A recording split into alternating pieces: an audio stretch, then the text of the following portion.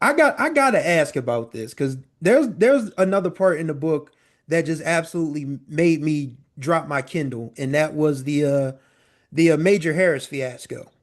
Oh my God. And I joke about this on my podcast all the time, and I say, as much as I'm an old school music lover and I complain about the music of today, I always remember that there was somebody on Love Won't Let Me Wait. Donna Summer was doing it on Love to Love You Baby. Right, Marvin Gaye had a woman doing that on two different albums. And right. come to find out that was Barb, and you had to direct, like, what in the world? What was God rest Bobby Eli's soul, but what was he thinking? He about getting a hit. That's what he was thinking. He wanted a hit. Mm, And he knew, first of all, Love Won't Let Me Wait stands on its own. It's a beautiful ballad. hmm It's an absolutely beautiful, you can fall in love and make love to Love Won't Let Me Wait, but adding them sex noises. So Barbara, I could have punched her in her face, Yvette and I both. When he said, okay, we want some sex noise. We said, hell no. but but he said the magic words, I'll pay you extra. Now back then, $300 was a lot of money. Right. I mean, $300 back then was like maybe 3 grand now. Wow. She said, but Carla has to direct. You know, it's a lot of the B word in that book, right? Yes. So it was like, B, you don't need me to direct, but Barbara was, it's like when you have a good friend and you know they got this devilish streak in them. And and the look on she had that devilish streak in her eyes. I'm like, I could slap the taste out your mouth. But she insisted and she had that look on her face. And so we were like, okay, heifer. So so here she goes. I got it. Carla has to direct. You know damn good and well you don't need me to direct nothing. She she just didn't want to. She wanted to do it. She wanted that money, and she didn't want to look like she was the one just being sexual. She wanted it to look like it was more of a business thing. It was more clinical than hmm actually physically sexual. Right. So I'm sitting there, and I did push and pull and stop, but she didn't need me to do that. Mm. You know what I'm saying? It was just a show. And then when Yvette came down. Well, first it was like, okay, that was good. Can we get another track? Okay, now I really want to punch you in the face. We doing it again. Then in between the second and third track, it was, oh, you guys want a little bit of wine? I can order some food. That was not unusual. If there was a long session, the producer would offer wine or you want to get something to eat. That was nothing unusual about it between the second and the third. Oh, you want some wine? The studio all dark. You want something to eat? No.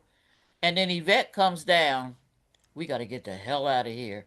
I'm like, what? She said, look, and nodded, and all I could see, because of the lighting was only at the engineer's station.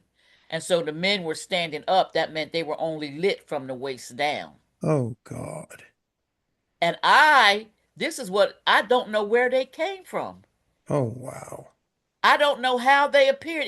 They just, to me, like, where the hell did they even come from? It was Wow. funny afterwards, but in that moment, I was like, oh my God, we're gonna have to fight our way because in that moment when she showed me what was going on, and then by the way, Bobby said, do you want something to eat and something to drink? I said, these people think we about to have an orgy. Oh gosh. Mm. Oh man. It's funny afterwards, but in that moment, it was not funny. Right. It was not funny because clearly they were expecting an orgy. And why wouldn't they? Because of what Barbara was doing. She was sounding like she was having sex. Right. And she had done it for what, 4 minutes.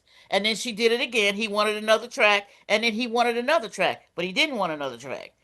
Because y'all think from, you know what I'm saying? That hmm little head is in charge. Yes. And if okay, because I grew up with five brothers, so I know what the movie is.